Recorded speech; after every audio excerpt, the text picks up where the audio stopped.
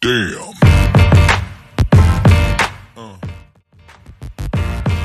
Yeah. Yeah.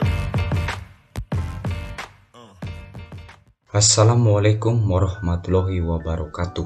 Salam dan pace ebene. Dalam video pendek ini, kita akan melihat sekilas mengenai perbedaan dan persamaan Elias atau Elia dalam Kristen dan Islam. Perbedaan utama antara Elias atau Elia dalam agama Kristen dan Islam adalah bagaimana Elias dihormati dan dipuja oleh umat. Dalam agama Kristen, Elias disebut Elia. Elia dihormati sebagai nabi besar dan seringkali disebut dalam konteks kisah Perjanjian Lama. Sementara dalam agama Islam, Elias dihormati dan dianggap sebagai nabi-nabi, orang yang baik dan pengikut Tuhan yang taat. Namun, terdapat beberapa persamaan antara Elias atau Elia dalam kedua agama tersebut. Kedua agama sama-sama mengakui bahwa Elias atau Elia adalah seorang nabi yang berketurunan Israel, diutus oleh Allah untuk membimbing umat manusia. Elia juga dipercayai memiliki kekuatan spiritual yang luar biasa dan dihormati sebagai sosok yang patut diteladani.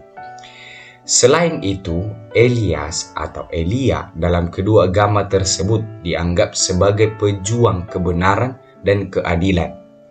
Contoh tentang Elias atau Elia sebagai pejuang kebenaran dan keadilan terdapat dalam Alkitab 1 Raja-Raja bab 19. Dalam kisah ini, Elias dihadapkan pada penganiayaan dari Ratu Izebel yang ingin membunuhnya karena Elias mengkritik kebijakan-kebijakan yang diambil oleh Raja Ahab yang cenderung menyembah berhala. Meskipun Elias merasa putus asa dan ingin mati, tetapi pada akhirnya ia mendapat dukungan dari Allah dan melanjutkan perjuangannya untuk kebenaran dan keadilan.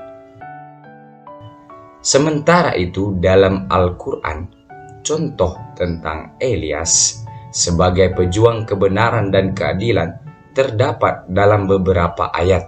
Misalnya dalam surat Al-An'am ayat 85-87 dan surat Al-Abiyah ayat 76-79. Dalam ayat-ayat ini, Elias disebutkan sebagai nabi yang menyerukan umatnya untuk kembali kepada Allah dan menjauhi penyembahan berhala. Ia juga memperjuangkan hak-hak orang miskin dan tidak berdaya, serta menentang kezaliman yang dilakukan oleh para penguasa pada masa itu. Dalam ayat-ayat ini, Elias digambarkan sebagai pejuang kebenaran dan keadilan yang gigih dan teguh dalam perjuangannya untuk mengembalikan umat kepada jalan yang benar.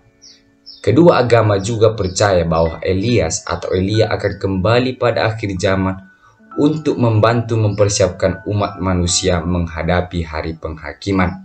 Hal ini kita lihat dalam kitab Maleakhi bab 4 ayat 5-6 dan surat Al-An'am ayat 85-87.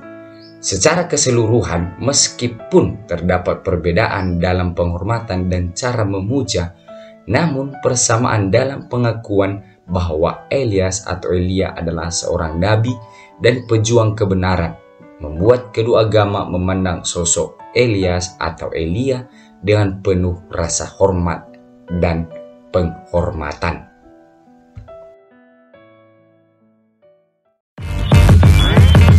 Damn.